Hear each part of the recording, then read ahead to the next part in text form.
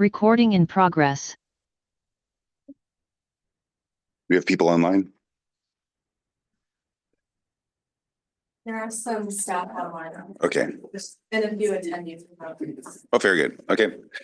Welcome to the retail meeting for April 16th, 2025. We'll first start with public comment. I guess take roll first. Yes. Councilmember Lithcott-Hames. Chair Rectal. Here. Councilmember Burt. Here. For the record, two are present. Okay. First, we will have public comment on any item that's not on the agenda, provided it's under our purview. There are no requests to speak. Okay. Then we will move on, and we are hearing item 2, the liaisons first.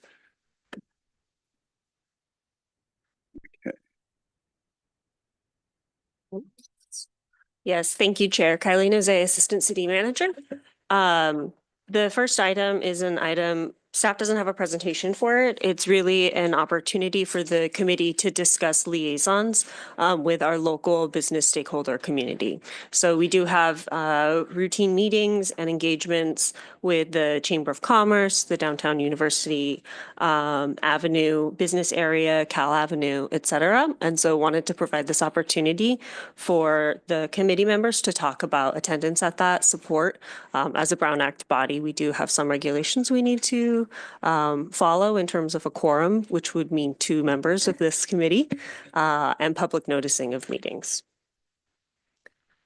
So ultimately, this is really that space for the 3 committee members to talk about how to support these different community meetings, I would say, in light of the role of the committee as well as the necessary noticing requirements. Okay, and one issue is the quorum being just 2. That's correct. So only 1 member can attend. And is it attend or participate? Either. Either. Correct. Okay. Well, I think the call it the rule of thumb we've had has been that if other members are present, they cannot speak. And so they're not actually participating. This also brings up the point that we've also had interest from other council members in attending the meetings that are not committee members. So presumably the same would apply to them. That if they were there, they'd basically be in the audience and not actually participating in the meeting. Another option that you might want to consider is if you do designate liaisons to these groups, that as part of your council member comments at the city council meeting, you can share what happened at the last meeting and its opportunity to bring the full council into the loop. Okay. And then the other question is, how do we assign, how do we break up all those duties? And I would prefer to divide and conquer. So I would propose that I've been appointed for the liaison to the Chamber of Commerce, and then also to add the downtown area to that. Council member Burt could do Cal Ave and the hotels, and council member Lithcott-Hames could do Midtown, Charleston Plaza, and El Camino. What do you think of that? That sounds fine. Okay, so let's set that as the responsibilities, and then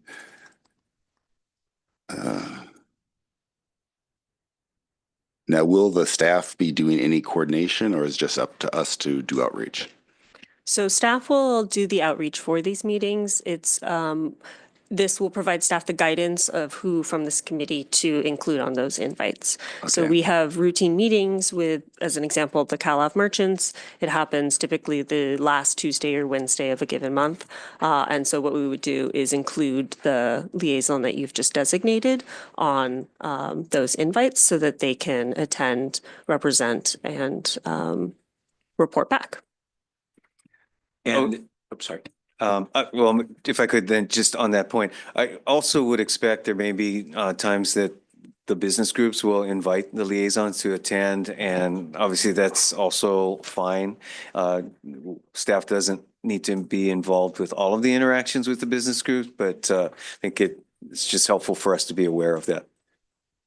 And there's some confusion by me as to what degree these meetings are open to invitees only. Because like at the last CalAv, there were the business groups invited people who weren't necessarily retailers, and is there any established policy on that? I'd say that there's not. And to a large extent, we have been trying to be flexible with the groups themselves. Even their own attendance has varied. And as such, they are not actually formal groups other than the Chamber of Commerce themselves. So in general, if staff is organizing a meeting, it's open to whoever chooses to attend. If the independent group organizes the meeting, then we may not be able to really have complete visibility on who they've invited.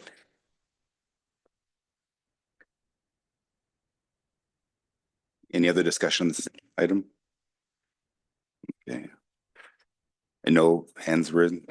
Yeah, there are no requests to speak and no hands raised. Okay. Then we will move on. If I might, sorry, Chair, just a question as to whether that should be a motion. Do we report that to the full council, just if for no other reason than their awareness? I don't know that this requires council approval, but it is helpful for awareness. So Yeah, particularly if someone has some concern about El Camino, the bike lanes and stuff like that. exactly. They know who to talk to about that. Exactly. So we could do one of two things. Either we could write it up in the report that goes to the full council, or again, you may simply want to announce this at the next council meeting under council member announcements. I'd say both. Yeah, I mean, it's okay. short enough that Yep. Very good. Will do. Thank you. Okay, so now we'll move on to Economic Development Activity Report. And we do have a presentation there. Yes, and it's really just a visual aid, in all honesty, to help us move through this. So also, as typical, we do this kind of economic development report to report out activities with this committee. This is an abbreviated version and report acknowledging some limited capacities. Typically, you hear from Steve Guagliardo, who's unable to attend at this time. So briefly on this report, next slide, please. There is some data. So CoStar, a real estate-based database, we did provide at the request of, I think, some prior conversations with this committee, data associated with both University Avenue and California Avenue vacancy rates. So you can see on this slide and in the packet, there's a map that outlines the area in which we're talking about. It's the blue box on the right. And it's really bounded around the University Avenue downtown with the train station on one end, gating to Stanford. So you can kind of see on the left then the retail vacancies. When we say vacancies, these are areas that are either for lease or sale. And the graph basically charts out the vacancies across since 2015. But if it's under lease, but vacant, we don't count that then. Correct, to the extent that that's how the data is reported in CoStar. Okay. And so you can see the current rate is about 12.5% for Q1 of 2025, with the highest in the last 10 years being 17.4. There's about 97,000 square feet of retail space available based on the assumption as you identified, Chair. Next slide. This slide just looks at California Avenue, again, bounded same guidelines, with the blue box being the area in which we were looking at the data and the graph showing the historical vacancy rates. You can see current rates are 5.3% in Q1 of 2025, with the highest or the peak being 16.3% back in 2022. And in the CalAv area, there's about 6,000 square feet of retail available. Next slide, please. And to be vacant, they have to be, there's construction on some of the projects in CalAv. One of the places I know is being retrofitted. One second.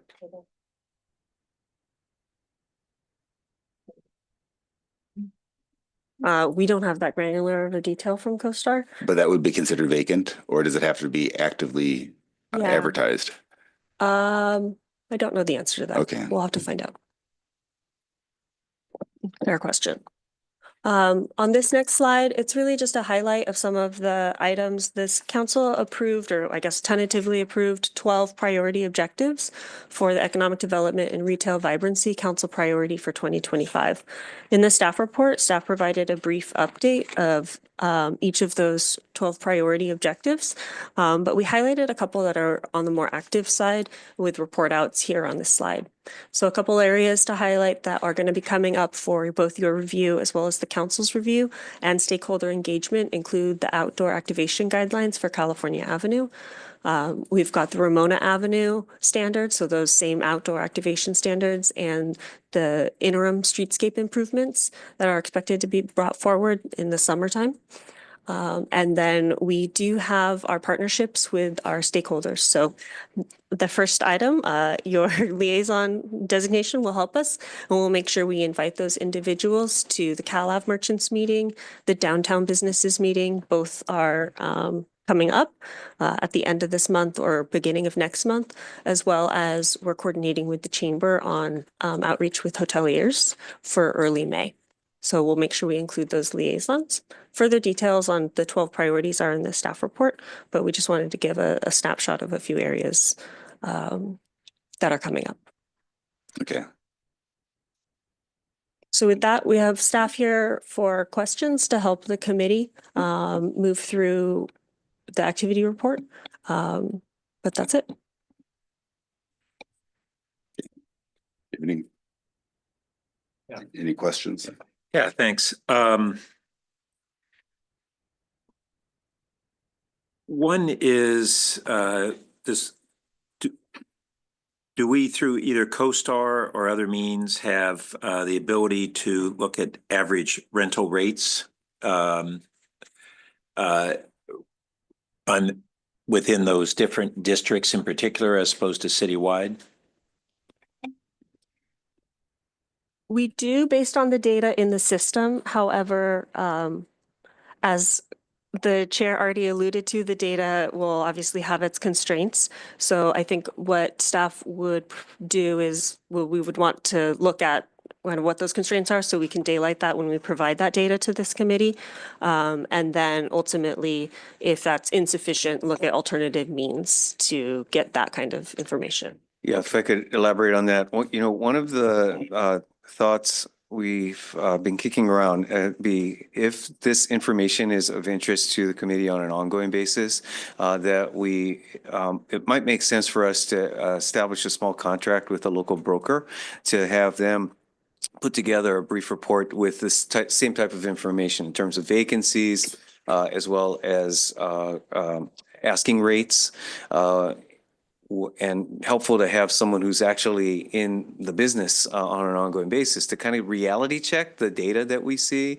I think when we looked at the information on asking rents, that we weren't really confident that we were clear on what it was showing and any caveats that should be considered. So again, if that's of interest for the committee, then we can look into having that established and have that for your future meetings. That sounds good to me. Yeah. Okay. Yeah, particularly places like El Camino, they can really be different properties, and comparing apples to apples is really important. So. And then what about hotel data on both occupancies and average daily rates?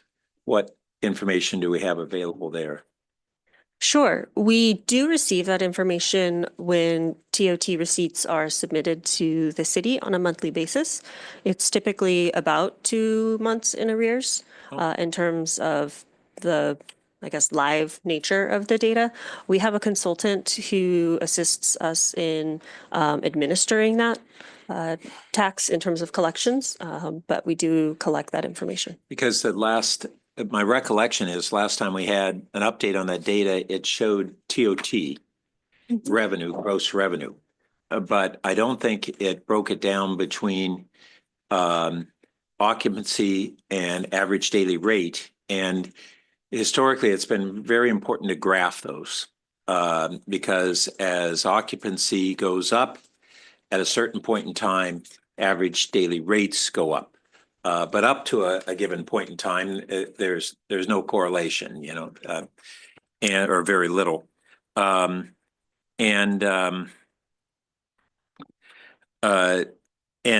understanding that in different areas of the city would matter. And then the last thing, when we've looked at TOT revenue increases, we didn't, when we compared it to previous TOTs, we didn't look at the change in number of rooms available. So as new hotels came online, we actually had a bump in TOT, which didn't indicate that we had a positive trend in terms of occupancy or ADR. Mhm. Okay. And then fiber to the premise was listed as one of the council priorities related to retail, and I didn't follow the relationship unless that's not that's looking at fiber to smaller commercial. That actually is the rationale. That's the connection that we have been trying to maintain. Now, as council knows, our initial pilot area does not include any commercial districts. So we're not able to really show progress on the immediate for But that. maybe what would be most relevant for this committee is just to have a rough estimate on our fiber plan when it would start affecting small commercial. And I appreciate that that's not our most immediate. And then one thing that we've had extensive discussion on is that the assertion by brokers and otherwise that there is a disinclination for retailers to come to Palo Alto because of the perception of our permitting process being out of the norm and excessive. And as I've stated several times, my understanding is we've had reports on a number of reforms that we've already done. Last year, others that were in progress, and then others that were on the horizon. And is there any update on us having just a brief narrative that would describe that so that we basically can dispel, to the degree it's a misconception, dispel it, and either way for us policymakers to have, and everybody else to have a better understanding of where are we on the path to addressing those long time problems that we had had.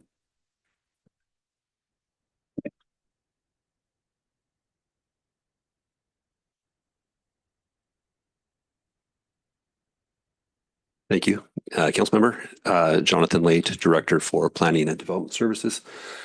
So thank you for that. I know this has been a request that you've had and others as well, trying to understand more about our permitting process and to the extent that it is a impediment to having folks establish here.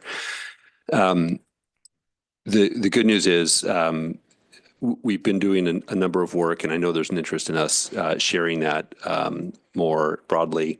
I haven't quite had the resources available immediately to pull together that information. That has changed recently with a new with a position that the council's authorized last budget process and with the recent hiring into that position. So I have somebody to help me with that process now. So I do hope to pull together some information to better tell the story about what we've done, what we are doing, and what we plan to do in the future across a wide range of initiatives that we're taking to facilitate and improve the permitting process. Not just for small businesses, but also for electrification and reaching out to contractors who have reportedly stated they don't want to do work in the city anymore because of challenges with our inspection process. We've addressed many of those issues. And so I personally intend on reaching out to contractors to engage them and let them know of the changes that we've made and try to bring them back into the fold so that we can provide more options to our residents. Great. And any estimates on when we would be able to see even a draft of that? Well, so I don't have that I don't have an actual date, but let me think about it. In terms of what I can present is sooner, perhaps rather than later, is a summary of actions that we've taken. And really this stems from right around the time that we had an audit done of the department. So we can talk about that, what we've done in response to the audit, some additional changes that we've made, the things that we're working on now, and what we are planning on addressing in the future. I could probably have a report for that. Does this committee meet monthly or every other. Every two. every 2 months? Okay, so by your next committee meeting, I can have at least a draft outline, if not a formal presentation. Although later item may be that we have our next meeting in May, Yes. actually, so every two, but not So I'll- necessarily every other. 6 times a year, but not every other. Yeah, Okay. but we got you.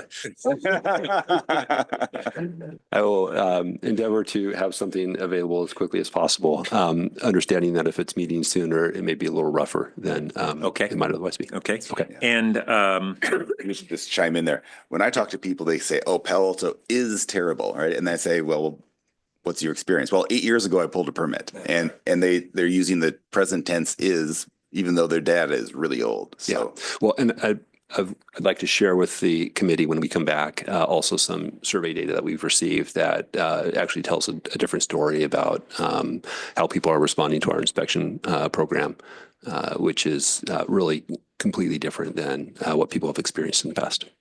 and this the reason why I've been pushing so hard for the narrative. I hear the same thing time and again from residents and contractors, and they cite along past set of circumstances, and I'll say, but what's your most recent experience, and how does it compare to what you're saying? And getting them to make that distinction is very hard.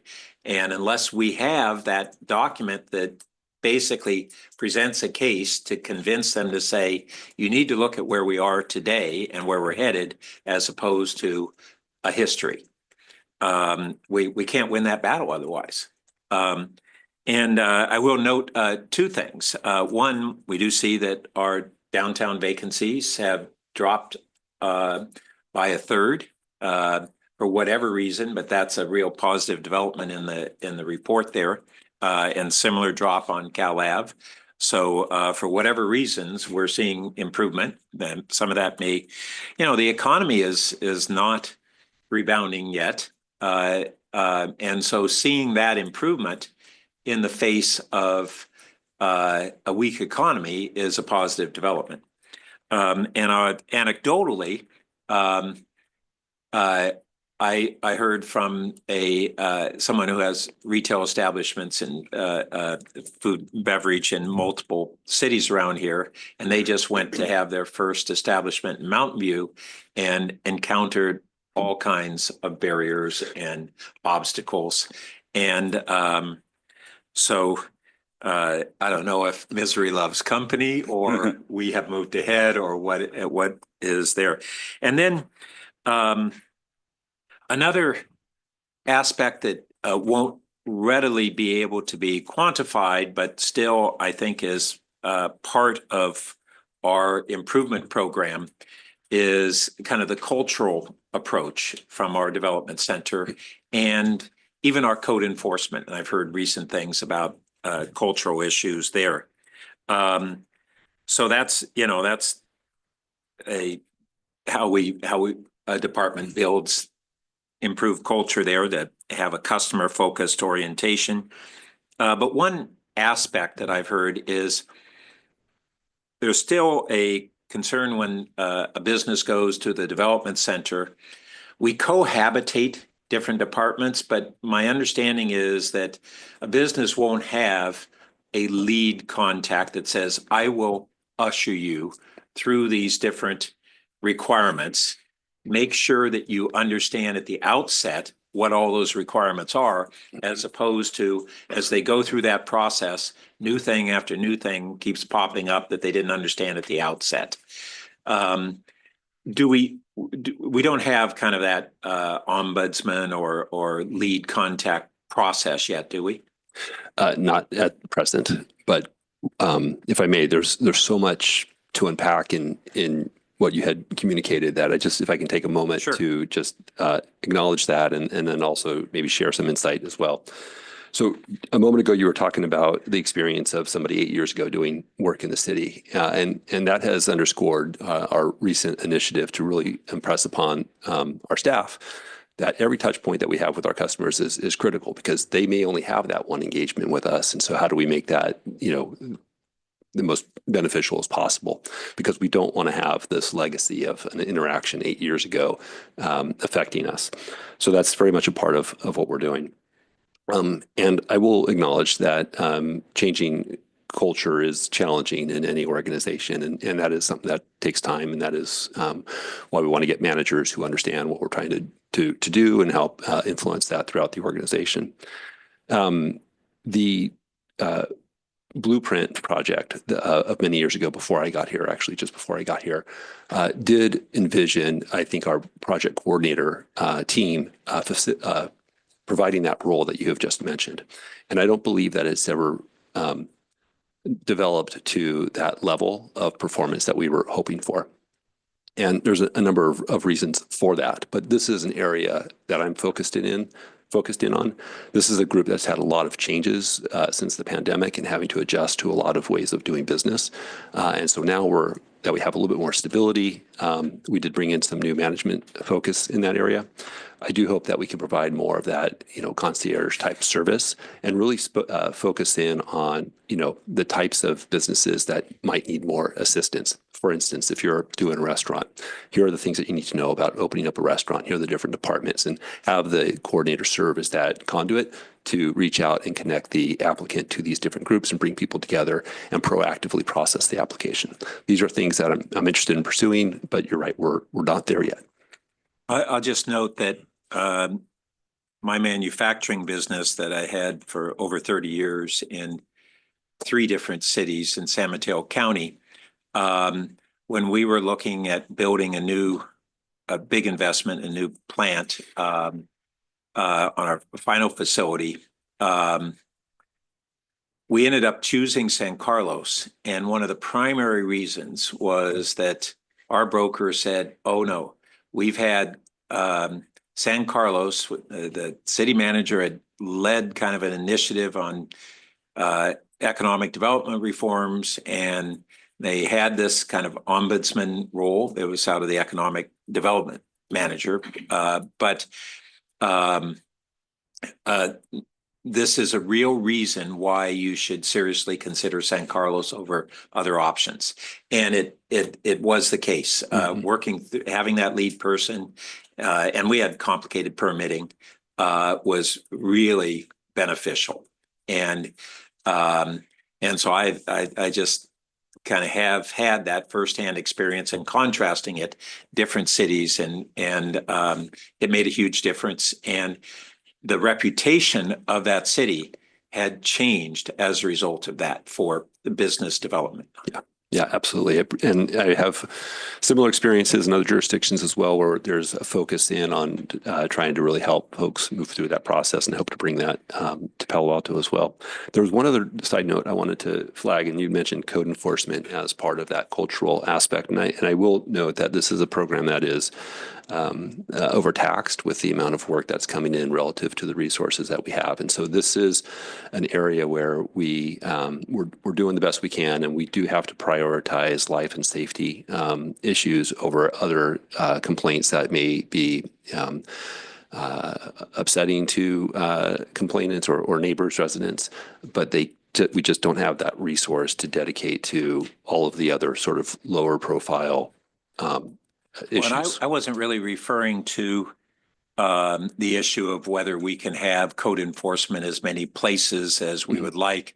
I was really meaning on the culture on just that same sort of approach. Is to what degree is code enforcement trying to focus on conformance versus kind of a punitive approach when there's a problem? Yeah. And an adversarial approach. And there are times where it has to, if you have a violator who's uncooperative, I certainly understand you up the ante, and there are times that it has to be much more stringent and a different approach. Yeah. Okay. A couple things that I'd like to see. Do we have any measure of downtown office vacancies, or both lease data and also just usage? Can we look at either parking permits to see how often are people in the office? Is there any measure?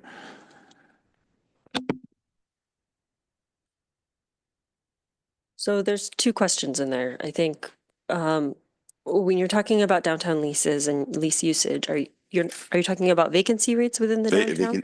Vacancy rates for Office offices. specifically? Yes. Okay, and then the second piece is How often how often are they have at least about how employees? often they actually use it. And, I don't want to waste people's time, but if there's easy data, sometimes I've seen badge data referenced.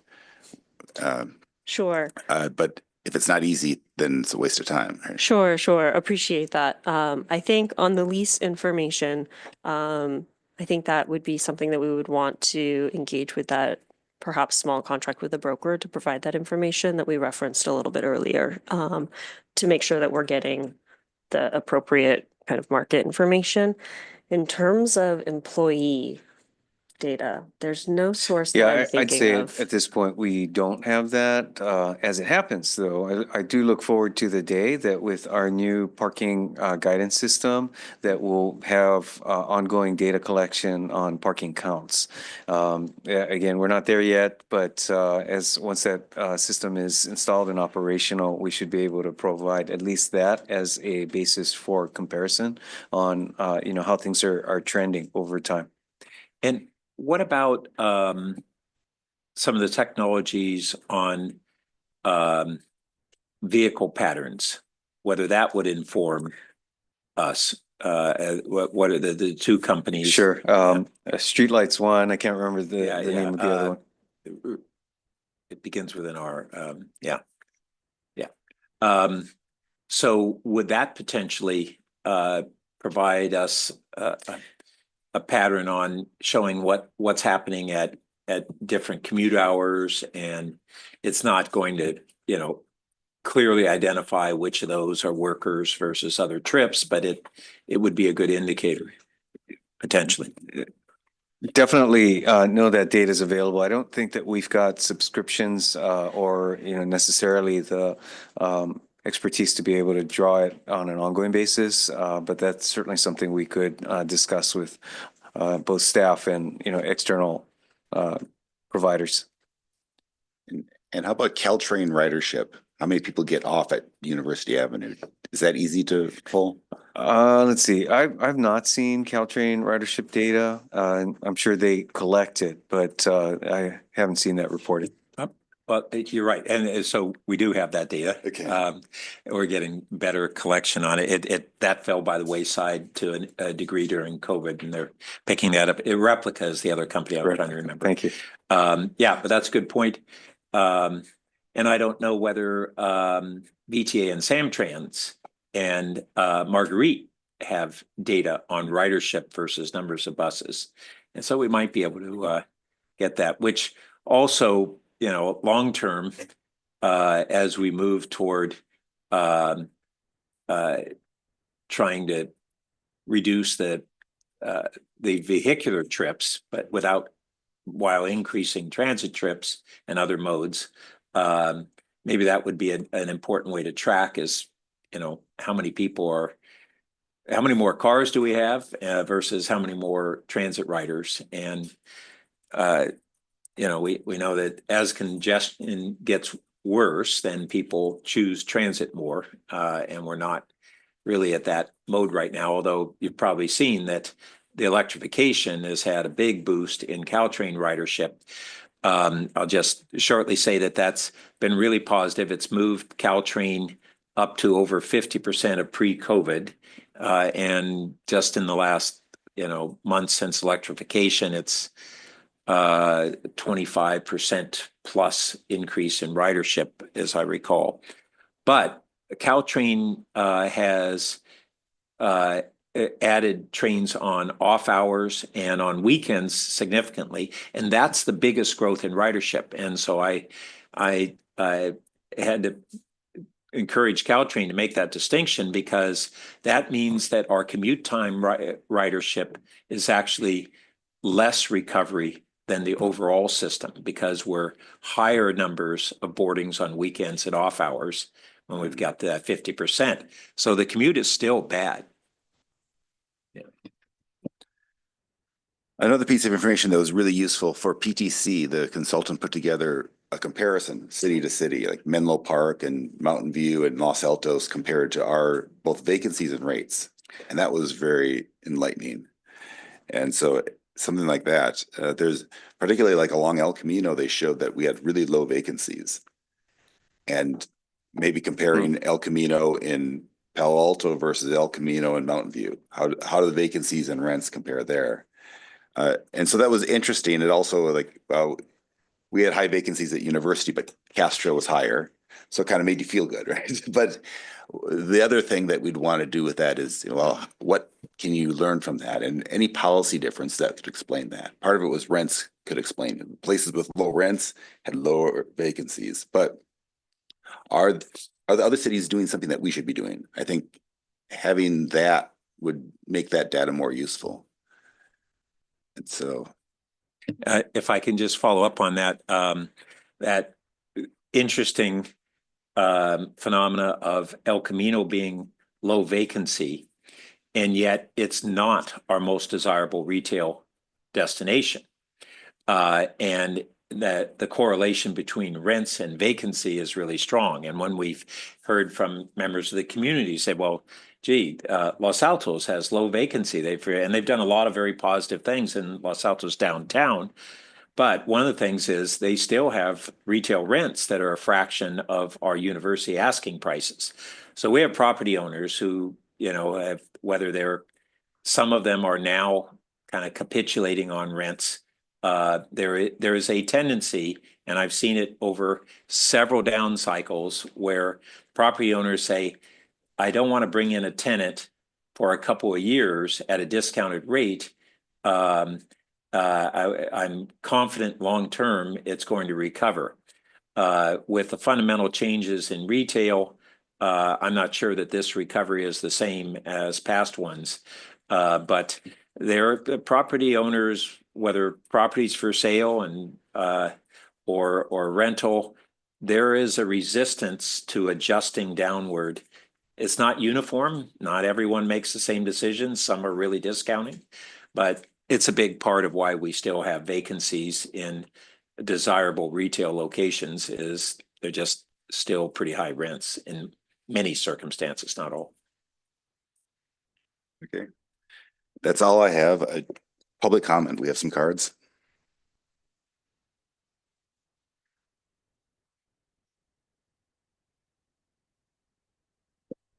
Our first speaker is Steve L.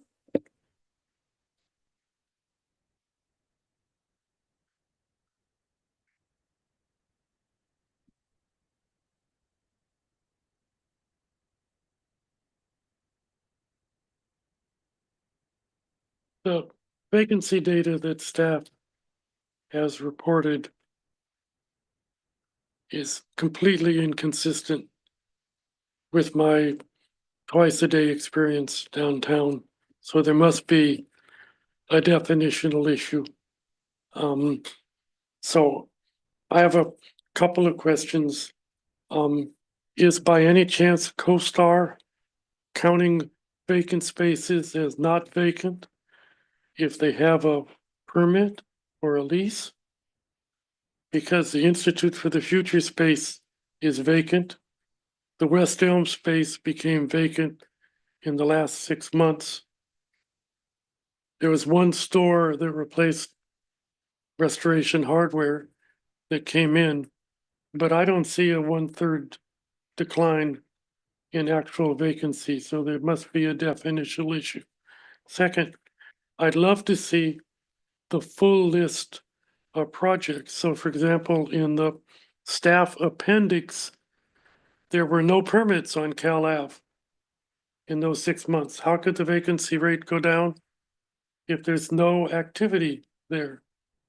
So that's one piece. I'd like to see the full CoStar data on what places they say are vacant. So we can figure out whether they're counting permits or rents. The second piece, which the council members have seen, is that with the exception of the Institute for the Future Place, and does anybody know what's going in there?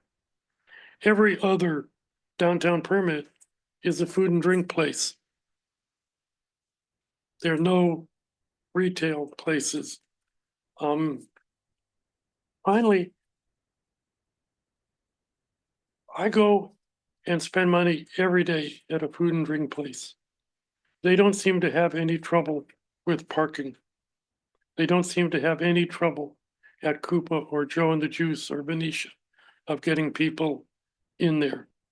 And so I'm skeptical that parking is a barrier if we're seeing 7 new restaurants wanting to open downtown. Finally, I sure wouldn't use asking rents. I'd try and figure out what the actual rents are, following up on Council Members Bert's point. They can tell you what an asking rent is, but we really need to know what is the rent that the tenant is paying. Because the asking rent, they can say whatever they want to say on that. Thank you. I really would like to hear from staff back on the how CoStar is measuring vacancies. Your time is up, sir. Yeah. Thank you. That concludes public comment. Okay, and so that finishes out item 1. So next path forward, you want to talk about future meetings? Sure, I'll lead off. It's, I think Councilmember Burt alluded to earlier that we would suggest that we at least tentatively schedule a meeting for your committee in May with the upcoming work on the California Avenue outdoor activation guidelines. I think that should be ready next month. And in order to have the committee review it in May and then advance it, hopefully to the council prior to your break in June, that timing would be important. So if actually, we may even want to suggest if we start at the point of the current day and time. What is this? Is this the 3rd? Yes, Wednesday? so it'd be the 21st of May. And alternatively, given the number of weeks in May, you could also do it potentially the 28th of May.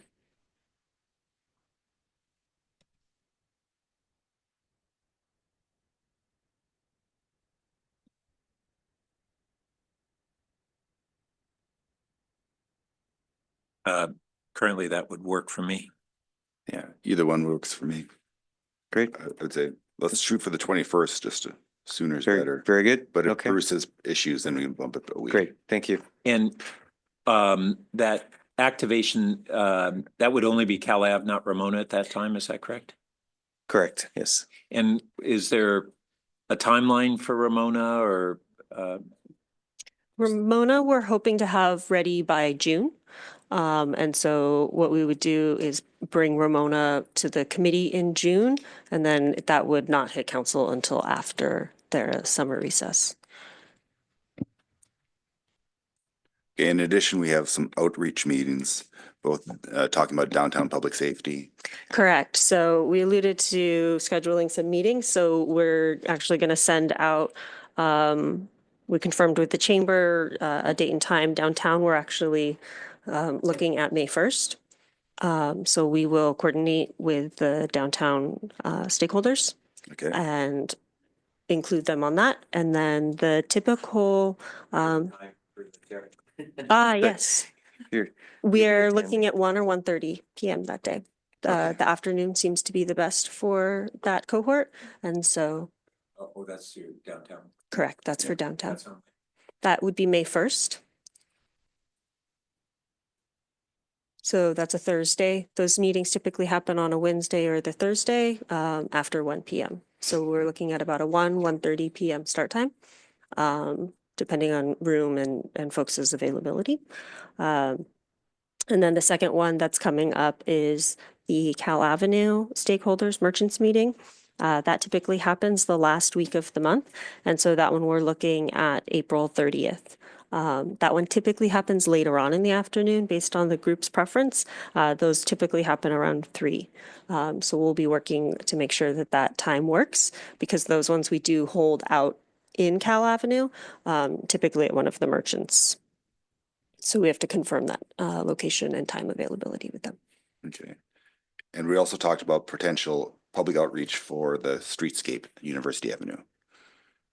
That would We be, will do that as part of the downtown meeting. okay. Okay. And- Okay, do you have any other topics that you want to address? Any meetings or outreach that you'd like to do? No, I think I'm good.